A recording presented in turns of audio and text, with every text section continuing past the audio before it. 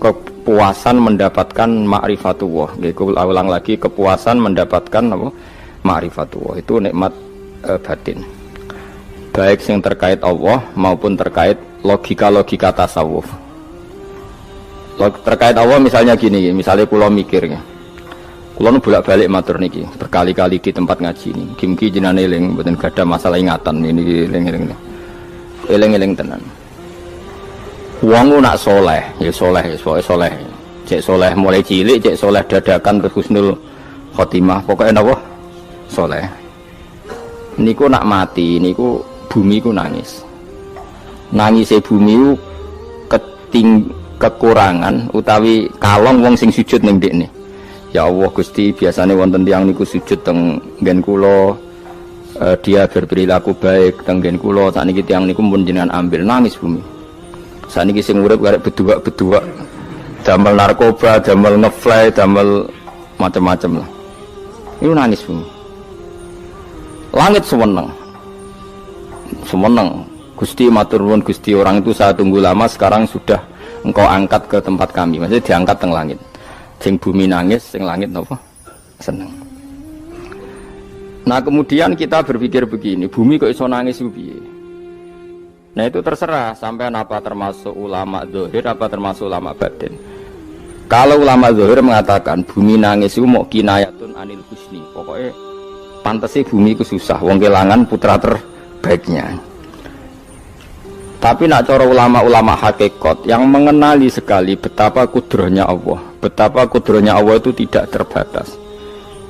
Itu yang meyakini bumi nangis itu nangis tenan. Misalnya ngaten kula tak terangno malih ya. Kowe bayangno dadi Nabi Adam, ngrungokno kowe. Kowe bayangno dadi Nabi Adam. Nabi Adam tenan maksudnya. Terus Nabi Adam orang pertama dia tahu betul kalau dia dicipta dari bumi. Dan dia pula tahu betul, beliau tahu kalau dia bisa ngomong, bisa mikir, bisa macam-macam. Terus indukannya beliau itu bumi. Mesti pikiran Nabi Adam, jangan-jangan bumi ini juga bisa berpikir kayak saya. Ini kan materi saya, karena saya dari bumi ini bisa ngomong, bisa melihat macam-macam. Terus bedanya apa menungso mbek napa? Umpama kowe dadi Nabi napa? Adam. Orang yang dekat sekali, qoribu ahdin, dekat sekali dengan kesaksian kudroh Allah. Gini ku dekne roh nak materi ini ke bumi, dan dia orang pertama yang urung lali kamane. Tapi ketika sudah ribuan orang, mungkin jutaan orang, lali, seakan-akan bumi itu tidak jenis dari kita. Bumi adalah hal yang berbeda dengan kita. Kita manusia berakal, bumi itu benda mati. Terus kowe katut wong goblok-goblok, bumi itu benda mati. Sakjane ya rada kriminal wong Islam muni bumi itu benda mati. Enggak bisa berpikir, yang bisa berpikir hanya manusia.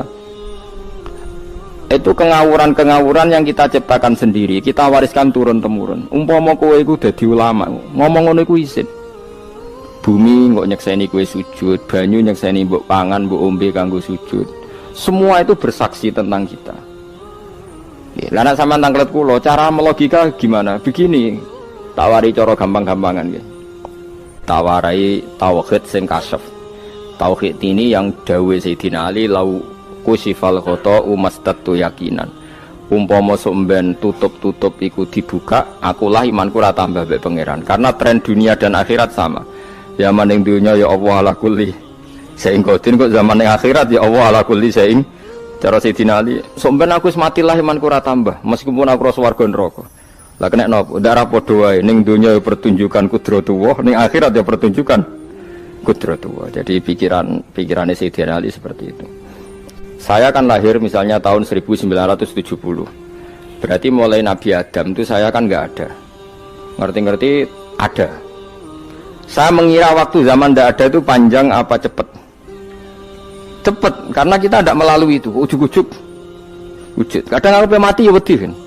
Mau mati jebule kiamat 1 juta tahun kasih wopo nang kuburan. Masih di Khalillah itu. Makanya aku ya ora roh, tak tinggal turu sakmono kan yo nglilir. Nang ini terus nanti apa mlaku-mlaku nang donya apa piye kok nak turu ya kok ngani ngoyo turu kok ribuan tahun lintas. Terus ya apa jajal sampean tak takoki misalnya sampean ning kuburan iku apa Apa ngadepi muka nakil tukaran terus itu keselen tukaran kok nopo ratusan ribu mungkin. Nah terus kita dilatih. Kata Sayyidina Ali gampang latihan seperti kata Sayyidina Ali apa gampang ya udah menjadi wong alim. Pada akhirnya kita ini aku zaman urip yo ora roh karepe, ngerti-ngerti urip, mati yo ora roh karepe. Pas mati sampean petangin dah yo ora roh karepe. Pokoke wa matar sauna illa ayyasyallah. Makanya masyhur itu dia ketemu orang ateis. Dia orang ateis itu anti Tuhan, anti Tuhan pokoknya. Dia ditanya, lalu kamu hidup itu karena siapa? Ya gak tahu hidup. Lalu kamu mati yang menentukan siapa? Ya gak tahu, kalau tahu mati. Ya berarti Anda gak bisa menentukan diri kamu sendiri. Akhirnya dia taslim, ya ada yang menentukan. Lah ya ada yang menentukan itu dalam Islam disebut apa? Allah, disebut kalimatu haqqin alaiha nahya wa alaiha namut. Jadi kalau maknanya itu kalimat yang benar-benar nyata, yang karena kalimat itu pula kita mendapat kehidupan, yang karena kalimat itu pula kita mati, yang karena kalimat itu pula kita akan bangkit lagi. Itu yang makna hakikat. Tapi kalau makna syariat nggak begitu. Kalau makna syariat begini, dan ini benar juga. Mengenai kena ada di ulama, ciri utama ulama itu jami'ul bayan. Dia kalau menjelaskan itu indah sekali, dan orang pasti taslim. Sama saya tak warai tenan. Sama kan biasa wiridan la ilaha illallah kan biasa, mulai mimpin tahlil sampai kepeksa mergo do tahlil melok, sampai sing darani bid'ah akhirnya ya melok tanggane napa? Tahlil. Semuanya wale. Kata Ibnul Qayyim Al-Jauziyah dalam kitab Zaidul Ma'ad. Kitab Zaidul Ma'ad itu kitab kesayangannya Sayyid Abdul Haddad. Sayyid Abdul Haddad itu pengarang kitab Zaidul Ma'ad. Padahal kitab ini dikarang oleh muridnya Ibnu Taimiyah. Abdul Haddad itu gak seneng Ibnu Taimiyah tapi seneng muridnya. Jadi di sini ulama ya demokratis, gak seneng gurunya tapi seneng. Saja nih Ibnu Taimiyah itu orang baik, ya ulama top ya baik, ya waras top. Tapi ngerti-ngerti Wahabi itu identik dengan Ibnu Taimiyah. Akhirnya ulama ahli sunnah penyebut itu terus isin. Mulane kiai-kiai ra ono sing dalil kok Ibnu Taimiyah mergo dicap Wahabi. Padahal Ibnu Taimiyah wong alim.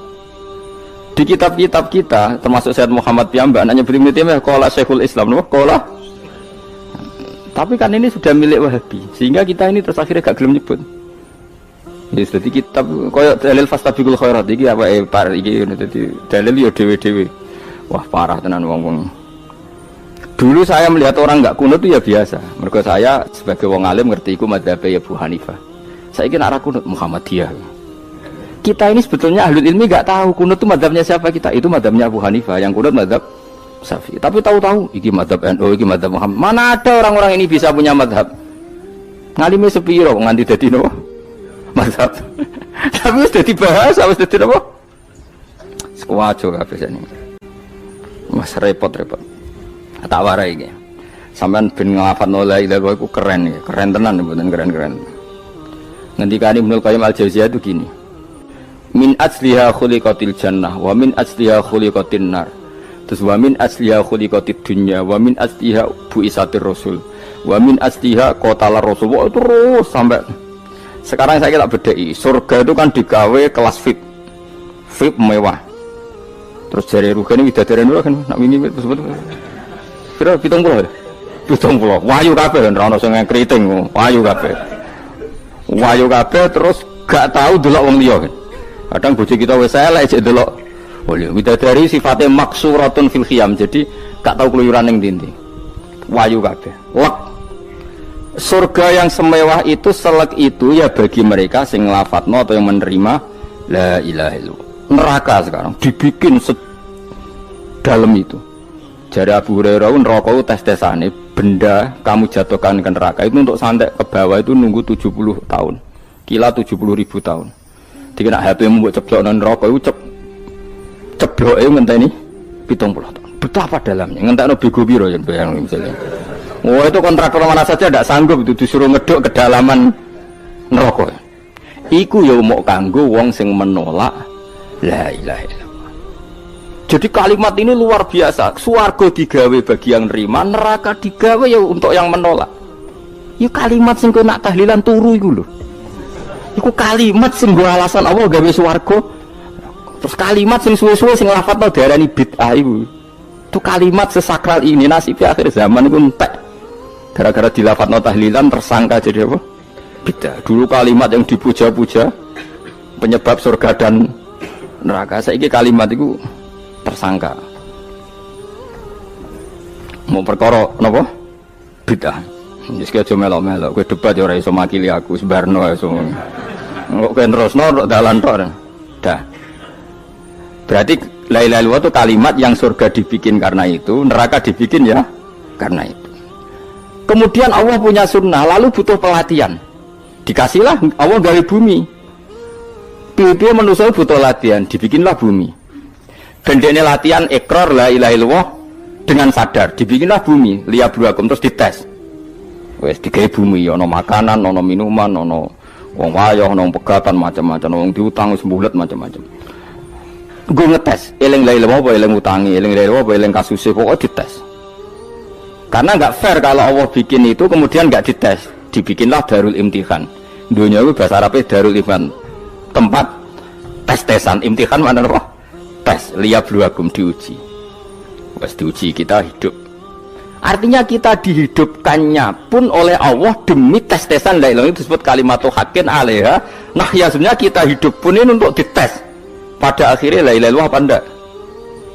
Paham ya? Terus dites. Allah itu juga secara hukum itu kan nggak fair, dites kok nggak punya pemandu, dibikinlah rusul, diutuslah para rusul untuk pemandu. Tes itu kan butuh seru, mak pemandu tok ora ono musuhe kan gak seru, dibikinlah setan. Saat ini sebagian kita sudah setan tapi ini ben seru. Lho ndak setan kan minal jinnati wan nas, rumangsamu setan usopo. Baik setan minal jinnati wan nas. Jadi kena muni auzubillahi minasyaitonir rajim terjemahnya berlindung Allah dari saya sendiri ya Allah itu. Lho itu kalau lama dulu biasa auzubillahi min syururi anfusina wa min sayyiati a'malina. Sebenarnya kita berlindung hanya dari setan yang jauh, iblis itu enggak. Ya setan diri kamu sendiri, min syururi anfusina, dari kejelekan diri kita.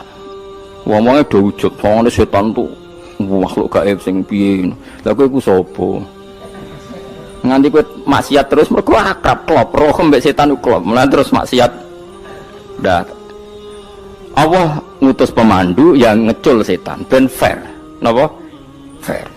Jadi semua darul ibtila ini juga demi kalimat. Nah, makanya disebut kalimatu haqqin sing alaiha nahya. Kita hidup ya demi mendapatkan kalimat itu. Kita mati nanti ya demi kalimat itu, artinya mati ke neraka ya karena kalimat itu kita menolak atau mengabaikan. Masuk surga ya karena kalimat itu kita hormat, kita benar dalam memperlakukan kalimat itu. Berarti alaiha nahya wa alaiha nam. Terus wa alaiha nub'as karuan, kalau kamu termasuk minal aminin ya nub'as minas solihin, kalau minal kafirin ya nub'as minal zalimin. Tapi semua desain dunia ini hanya demi kalimat la ilaha illallah Muhammadur Rasulullah. Nah ini kan penting. Bagaimana mungkin kemudian kalimat sesakral ini, sehebat ini, kemudian ada orang tahlil kamu tidur. Kok iso? Kalau jangga kok iso wong turu.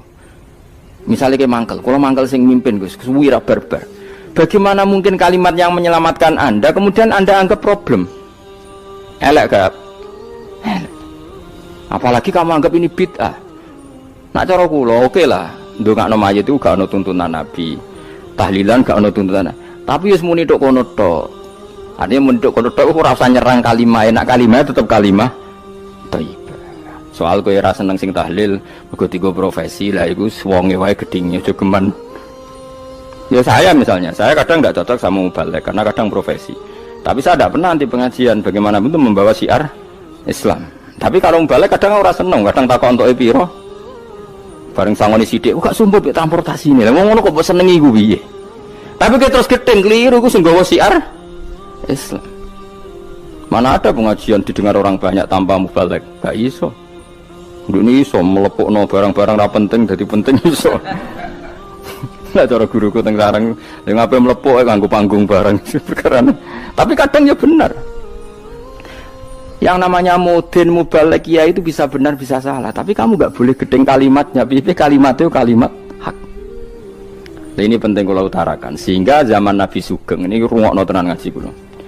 Zaman Nabi Sugeng ada sahabat namanya itu Usamah bin Zaid. Ini sahabat kesayangannya Nabi, hibbu Rasulillah. Usama itu diutus Nabi perang. Ini dengerin ya, diutus perang. Pas perang itu si kafir tadi menggal temannya. Ada yang tangannya putus, kakinya putus. Wah, seorang kafir ini sudah luar biasa. Bacok sana, bacok sini. Ketika terdesak oleh pasukan Usama, kebetulan Usama ini cakap ya, sama beberapa temannya orang Ansor.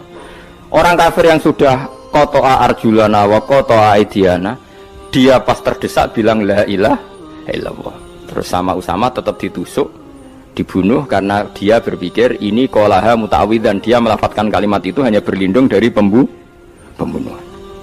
Setelah dilaporkan Nabi itu marah besar. Nabi ngendikan kaifa anta ya Usama bila ilaha illallah idza ja'at bika yaumal qiyamah. Kowe nak ditakoki la ilaha illallah ku piye? Piye-piye wis ngomong la ilaha illallah, tapi sampai ngomong ngoten sak usah ngetoki tangan kula, maksudnya tangan kula tangan kelompok saya, kaki saya. Nabi tetap jawab kaifa bila ilaha illallah idza ja'at bika yaumal qiyamah. Pokoknya Nabi menyoal terus.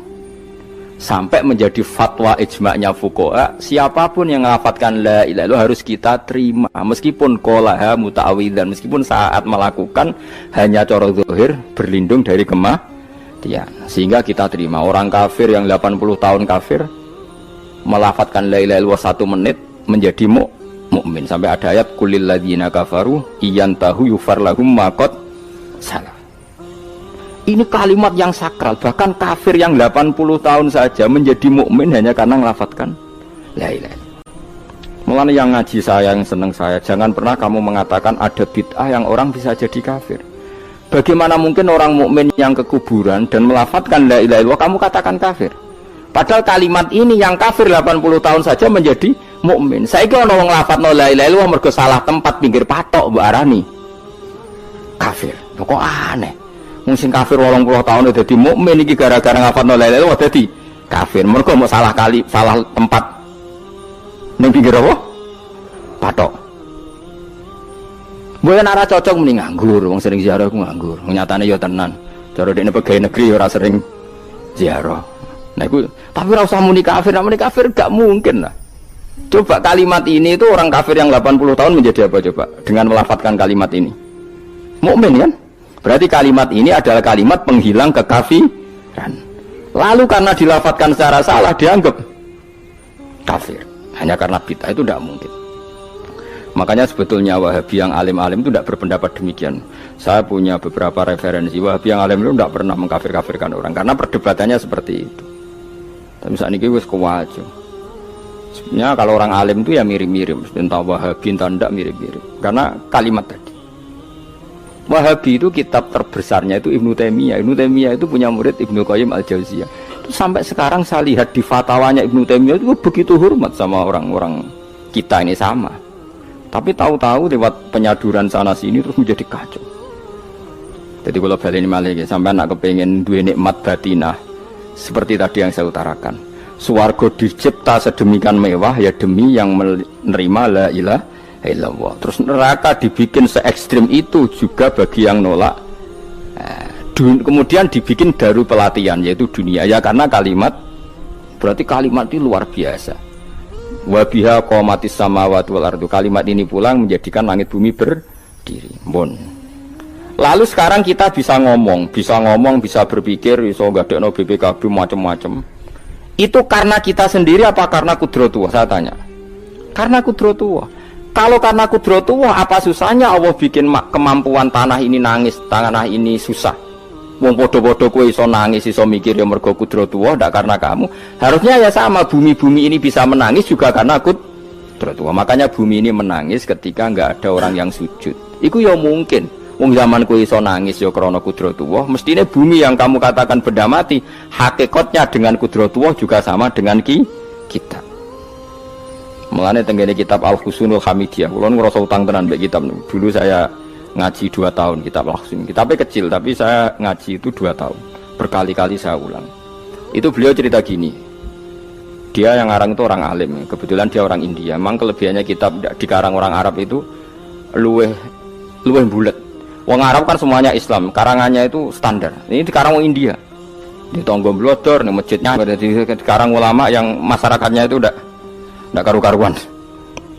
Beliau cerita itu gini, manusia itu punya satu kebodohan, di mana kebodohan itu disebabkan oleh robtul asbab al-adiyah, mengkaitkan sebab sing biasa-biasa. Misalnya gini, sama saya kita omongi, misalnya ada orang bilang gini, batu ini nanti itu menjadi ayam. Orang bilang mukhal apa enggak? Enggak, jawab saja.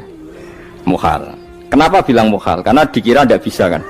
Enggak, jawab saja. Jawab satu-satu. Batu ini menjadi ayam. Kamu jawab mukhal. Alasannya apa?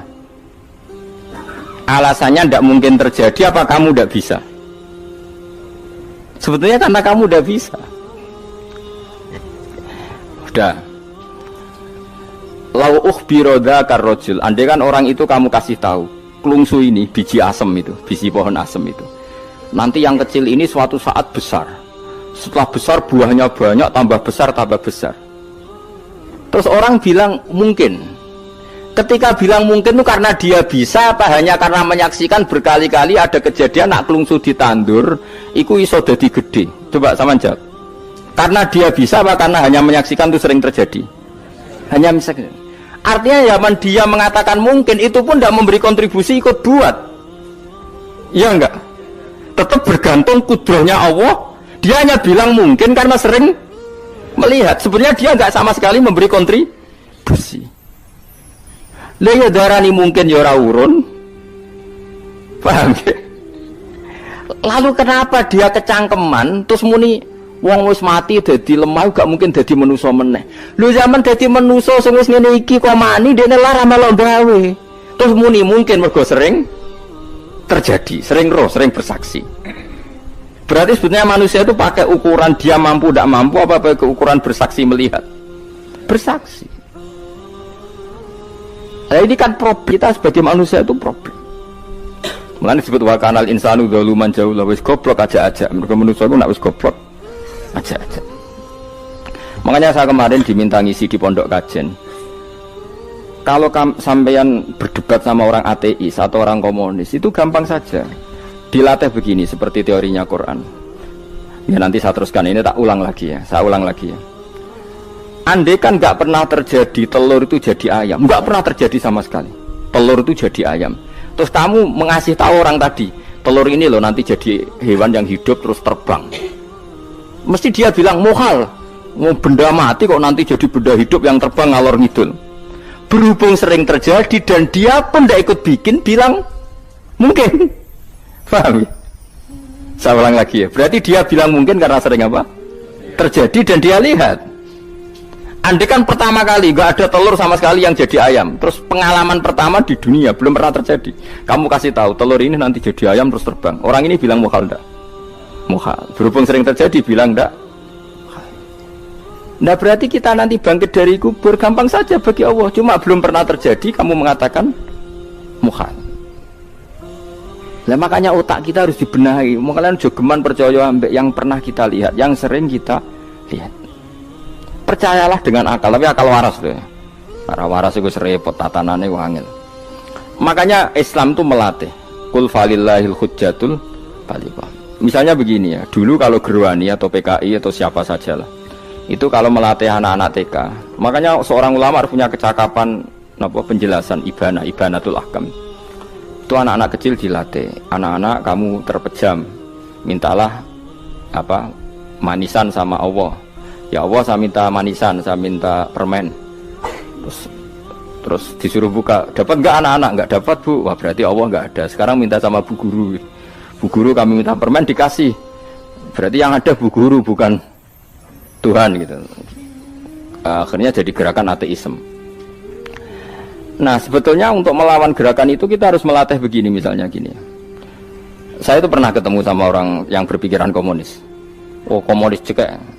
Dia nantang saya gini, Pak, pokoknya saya tidak bisa nerima konsep Tuhan sebelum Anda bisa menjelaskan kenapa ada Tuhan. Jadi, budak kok elek ini. Nah, aku ngerti aja, sak cerdas ini tetap cerdas aku yakin tetap cerdas aku. Rasanya selain raine seram meyakinkan, tapi pikir tetap cerdas. Kulo itu kan wong Quran gitu, artinya punya pikiran panjang.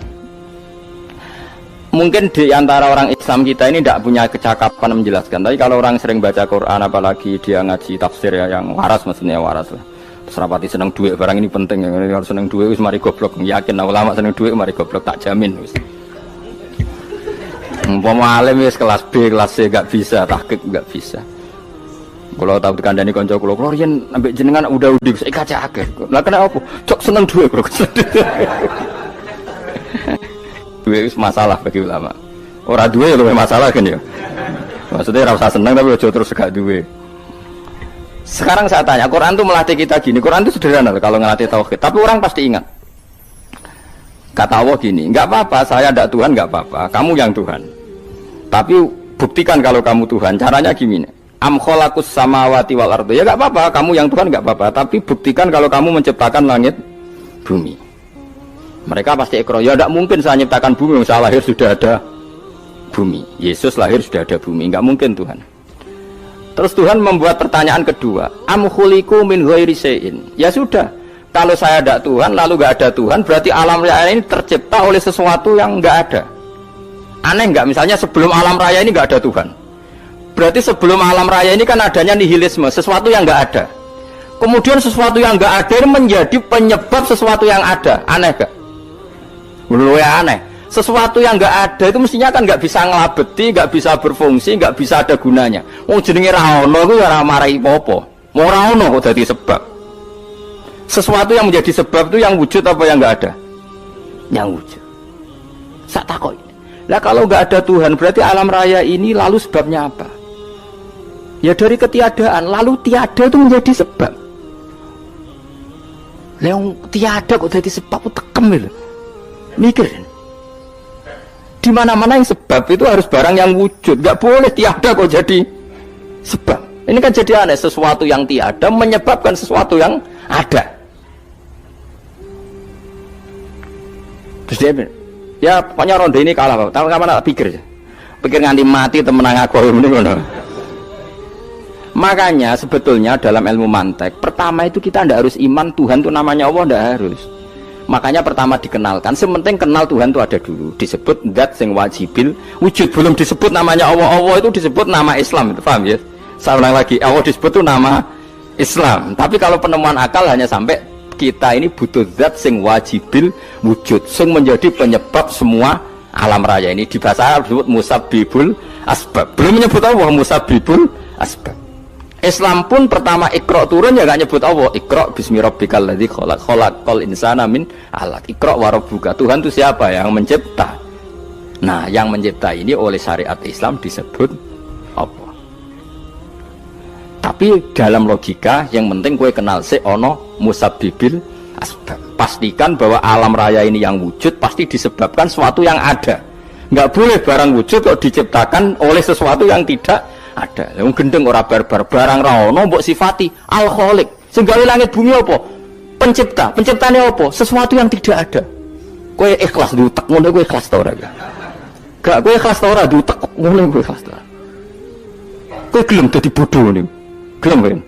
Mboten. Nah, nikmat ngono jenenge nikmat batin. Mulane sing suwenang mbek kalimat la ilaha illallah. Wis ana sing bid'ahnallah iku wong nganggur wis beno sak uni-unine.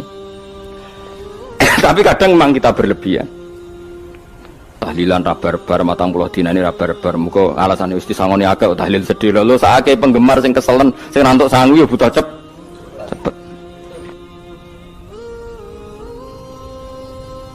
Lane cara kula niki penting kula utara nggih. Kowe nek ora cocok tahlilan 40 dina wis ngomong ae kira cocok model harinya. Tapi ki aja menolak kalimat la ilaha illallah iku disifati kanjeng Nabi kalimat thayyibat. Wong Nabi nyifati thayyibah, kalimat yang suci kok nyifati bid. Soal kira cocok wong sebut. Misalnya kamu bilang saja wong mati wis sangu amale lha apa didongakno barang. Nek kowe pengen ndonga ora usah ndonga. Wis ora usah biasa wae. Kula lah mbok dongakno ya ora seneng. Gak meyakinkan. Karo dene mlebu swarga butuh dongamu ora ono swarga fadhole pangeran apa mbok dongakno barang. Nah tapi kowe donga aku ya seneng. Senenge ya semau lah timbang nyanyi-nyanyi rame-rame sadok donga. Wis mandi apa ora pokoke donga. Saya ulang lagi ya. Makanya Quran itu melatih logika sampai seperti itu. Am khalaqus samawati wal ard bal la yuqinun. Sampai terus diulang-ulang. Am khuliqu min ghairi syai'in. Kalau mereka merasa Tuhan enggak apa-apa, tapi buktikan mereka ini wujud sendiri tanpa sebab. Atau begini, kalau mereka tidak tahu sebab pencipta langit bumi, mereka sendiri suruh yakin kalau mereka adalah penciptanya. Amhumul khaliqun, enggak apa-apa. Ya tapi masih Abu Jahal gendeng lah, masih Abu Lahab ngawur lah, nak takoki, ya wes pangeran kowe wae sing gawe langit bumi. Penggemarnya saja pasti tertawa. Mosok Abu Lahab darani pencipta langit bumi, wong lahir wae ning bumi. Tapi Quran oleh gojlok, am khalaqus samawati wal ardo. Apakah mereka menciptakan langit bumi? Bala yuqinun, mereka pun tidak pernah yakin. Jadi itu pangeran. Makanya di mana-mana orang alim itu suka debat. Karena pangeran sendiri kalau menjelaskan kebenaran seringnya juga nantang debat. Kata Allah, "Qul ara'aytum ma tad'una min dunillah aruni madza khalaqu minal ardi am lahum syirkun fis samawat." Enggak apa-apa mereka Tuhan kata Allah, tapi buktikan zaman langit diciptakan mereka memberi kontribusi apa? Apa urun bego, apa urun cagak, apa piye lah pas aku gawe langit iku dekne urun apa jare am lahum syirkun fis samawat. Misale urun apa lah? Urun tol, tau urun apa lah. Itu pangeran. Mereka kan pasti menjawab enggak. Terus itu nih bi kita biming qobliyada. Kalau kamu enggak percaya Quran sebagai kitab, enggak apa-apa, tapi buktikan kamu punya kitab tandingan. Enggak, mereka enggak punya juga. Atau gini, enggak usah Quran, ke sakralan. Au atharatim min ilmin, atau kajian ilmiah yang membuktikan bahwa Yesus itu Tuhan, atau yang membuktikan bahwa berhala itu Tuhan. In kuntum shodiqin, enggak apa-apa kalau kamu benar, buktikan. Nah itu makanya semua nabi itu punya kecerdasan, karena tadi nabi kadung nantang itu nih bi kita biming qabli hada au atharatim min ilmin in kuntum shodiqin. Tapi sekarang orang alim soleh itu jarang. Yang ngono anggere wong soleh rapati ngalim, anggere sing alim biasanya rapati soleh. Lah kula itu masuk rontok-rontok ya isih rontok soleh ya rontok, tapi lumayan masih menjaga hujjatullah tadi. Sebab itu ulama dulu mengajarkan Allah itu siapa? Disifati zat sing wajibil wujud. Karena alam ini kadung ada. Kalau alam ini kadung ada, pasti penyebabnya sesuatu yang wujud. Tapi kalau wujudnya mungkin, bahaya. Wong sing gawe wae wujudnya terima mungkin, bisa wujud, bisa tidak. Makanya dipermanenkan yang gawe alam ini zat sing wajibil wujud. Sing wujudnya wajib. Wajib itu nggak bisa nggak, pasti wujud. Nah terus kita kenal itu namanya khaliq, itu musabbibil asbab, itu khaliqul asya. Lalu oleh Islam zat yang demikian itu disebut Allah. Terus jadi la ilaha illallah. Nah orang yang bertauhid gini tentu punya kenikmatan batin yang luar biasa. Sehingga saya bayangkan nanti mati yang ngono biasa wae kan. Gusti zaman kula teng donya ora melok ngatur oksigen, ngatur nyawa, apa mati ndak ra ngoten. Mulane jare Sidin Ali, jenengan jenengan nak mati tambah pinter apa biasa? Ya biasa wae. Ning bumi yang delok kudrohe Allah, kok ning akhirat ndak ra padha wae delok kudrohe Allah. Mulane beliau masyhur guyonan beliau, lau kusifal ghata mastatu yakinan. So ben aku nek mukasafah ning akhirat imanku ya ora tambah, ya biasa wae, standar-standar wae. Maksudnya kue ning dunya ujung-ujungnya paling pokok ya menyaksikan kudratullah. So ben ning akhirat ujung-ujungnya paling pokok ya delok kudratullah. Ning dunya saiki Allah ya matlubi sing kita cari, so ben ning akhirat ya Allah matlubi. Paham ya? Artinya hukum dunia dan akhirat itu sama. Kita di dunia golek ridhanya Allah, ning akhirat ya golek napa? Ridhanya Allah. Lah nek soal kecil itu, tapi ning akhirat kan masalah Gus pun rokok masalah, diutang ditagih yo masalah, kere suwi ku yo masalah. Ya biasa jenenge makhluk anane masalah. Sing ora oleh di masalah pangeran. Pangeran sing duwe masalah. Biasa wae. Lah makanya kula suwun nggih aja geman gedeng ulama. BP ulama iku sing iso nerangno. Mulane ngendikane ulama-ulama iku kemampuan Quran wal kitabil mubin, kitab sing mampu memberi penjelasan itu sing iso maris ulama. Coba zaman semenjak ngaji saya inilah contoh paling gampang. Sampeyan nglafadzno la ilaha illallah itu kan kelihatan biasa.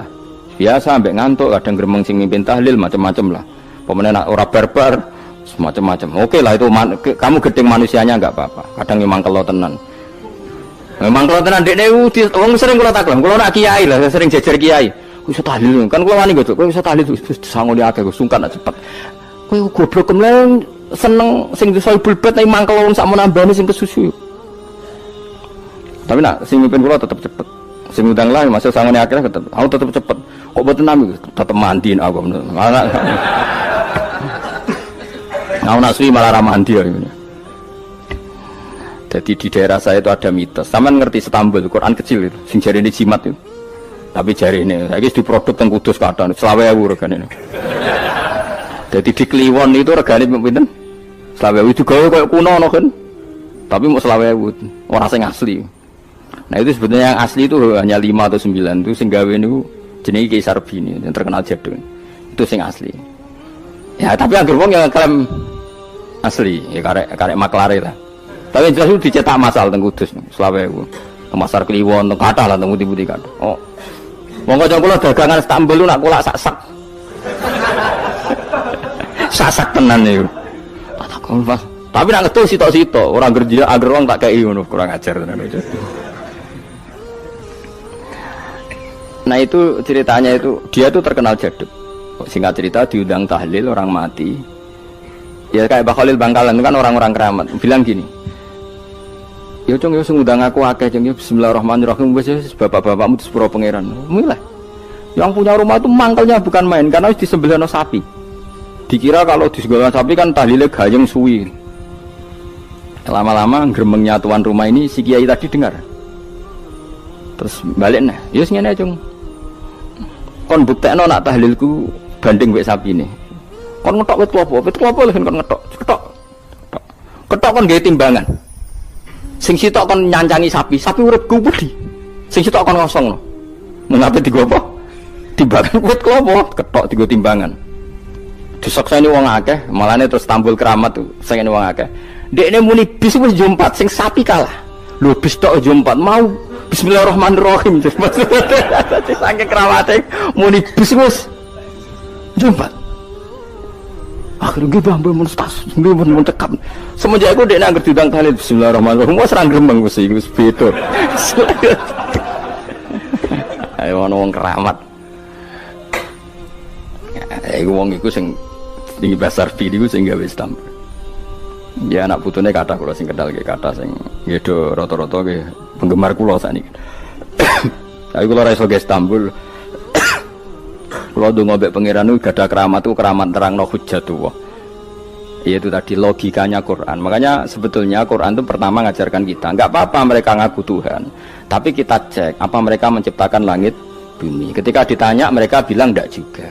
Ya sudah, berarti kita ada ini tanpa sebab. Am khuliqu min ghairi syai'in, kita diciptakan tanpa sebab. Aneh juga secara akal kan, masa kita yang ada disebabkan oleh sesuatu yang tidak ada. Akhirnya kita temukan penyebab itu bernama musabbibil asbab atau wajibil wujud. Lah yang itu oleh Islam disebut Allah.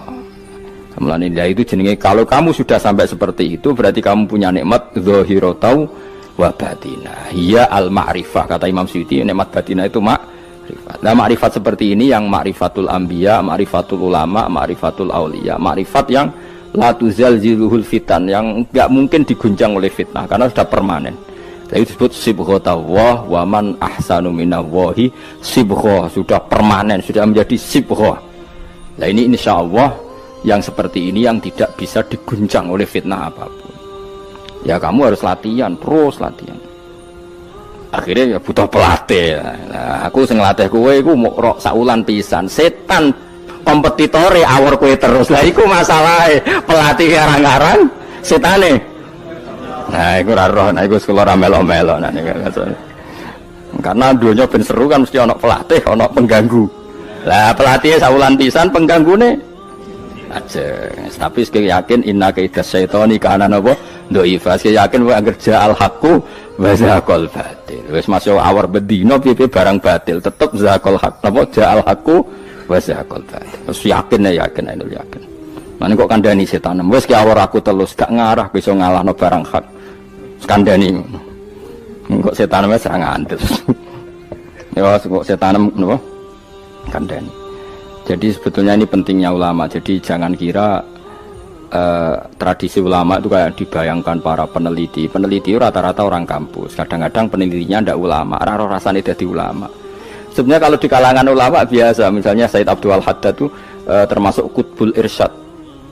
Beliau biasa saja baca kitab Ibnul Qayyim. Padahal muridnya Ibnu Taimiyah. Dulu ulama itu ya biasa saja.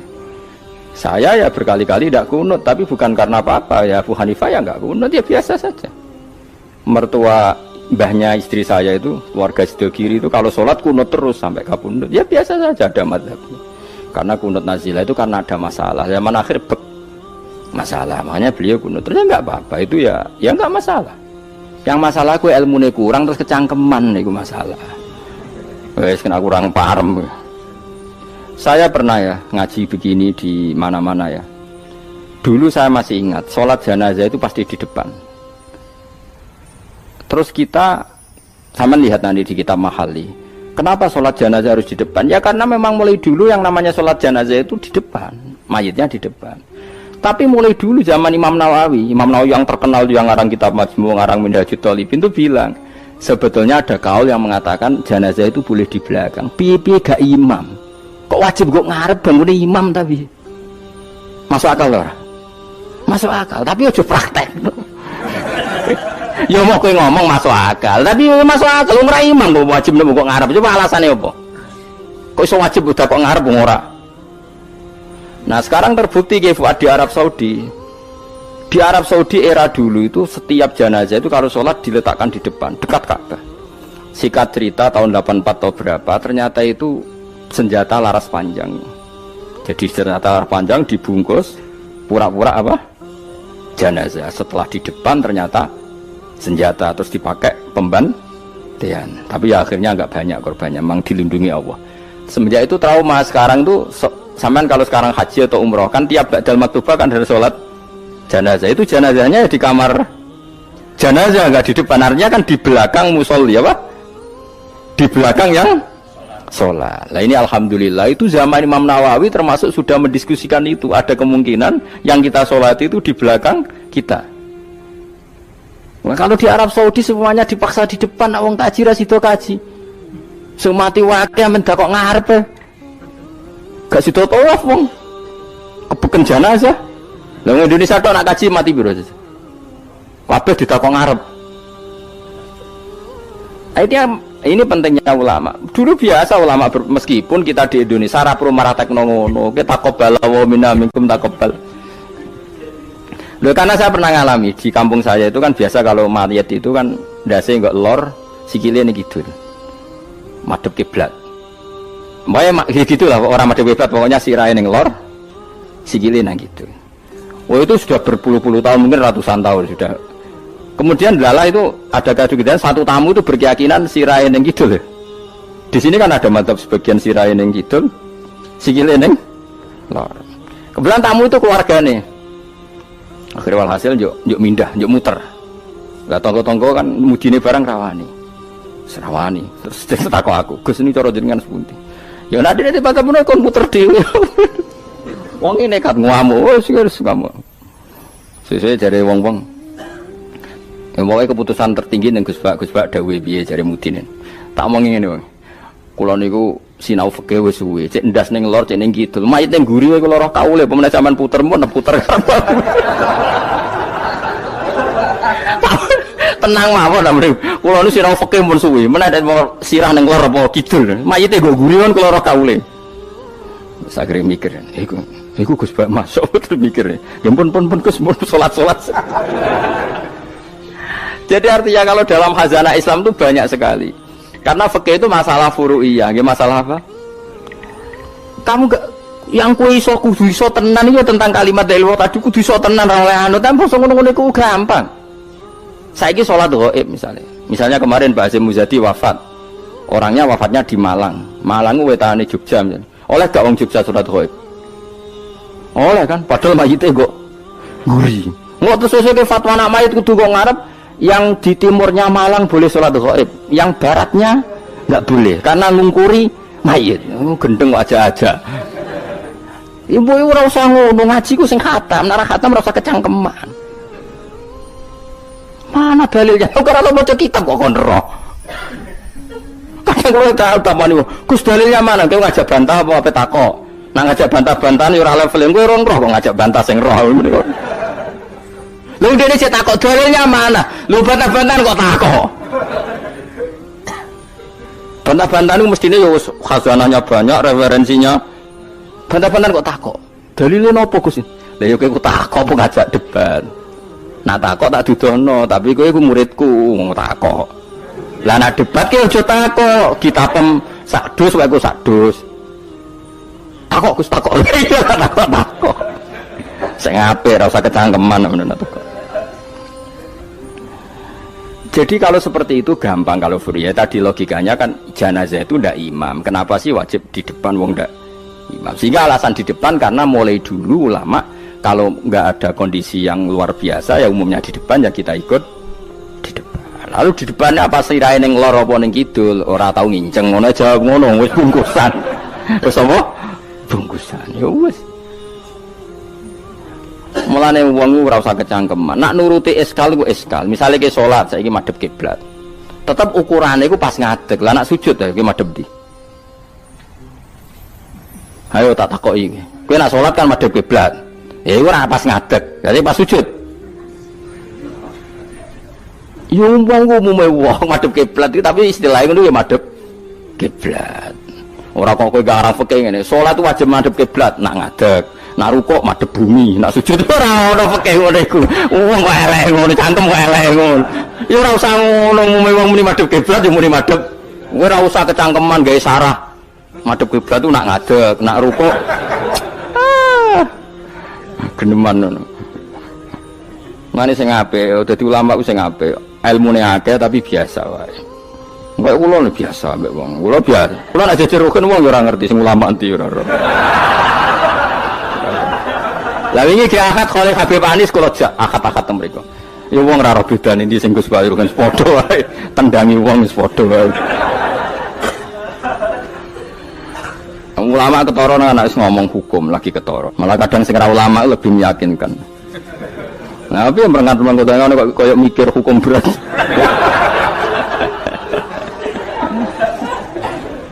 Saya kalau baleni malih. Jadi yang wajib permanen itu ma'rifatullah. Nggih napa? Ma'rifatullah. Kula suwun ma'rifatullah sing permanen. Disebut napa? Alaiha nahya wa alaiha namut wa alaiha nub'as. Nah istilah teng Quran apa inna sholati wa nusuki wa mahyaya wa mamati lillah. Kowe saiki urip iku ya ora karepmu dhewe, karep kersane Allah. Kowe mati ya ora karepmu dhewe, kersane Allah. Nak zaman kowe urip tidak dalam kendali Anda, setelah mati pun tidak dalam kendali Anda. Kowe ngerti-ngerti urip, ngerti-ngerti mati, ngerti-ngerti bangkit kau kubur. Berarti kabeh ku lillahi rabbil alamin. Ya sudah, seperti itu yang kita akan alami. Lah lalu kita sanggup kalimat yang kalimat ini pula kita hidup, kalimat ini pula kita mati. Itu dalam makna ilmu hakikat.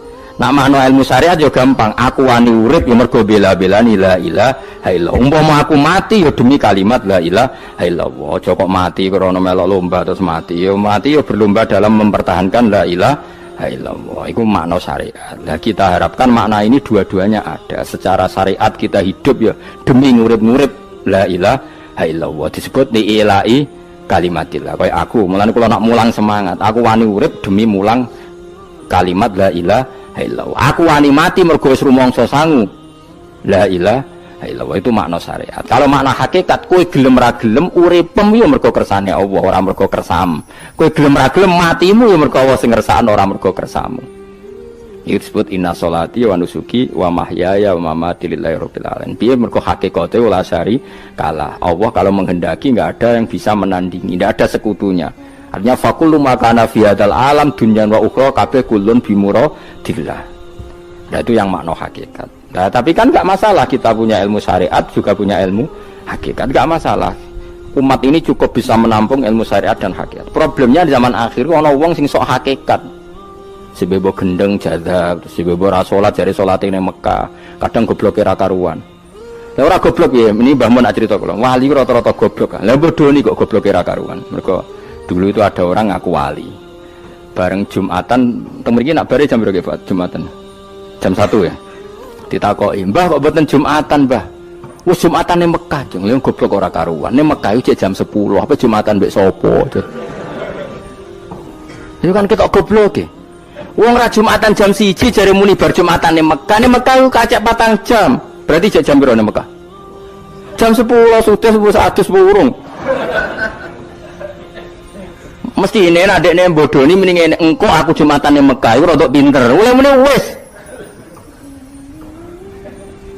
Lah ya Mekah be Indonesia terpaut pinten? 4 jam. Dadi mbak kok mboten Jumatan. Aku wis Jumatan ning Mekah. Wis. Ning Mekah jam 10.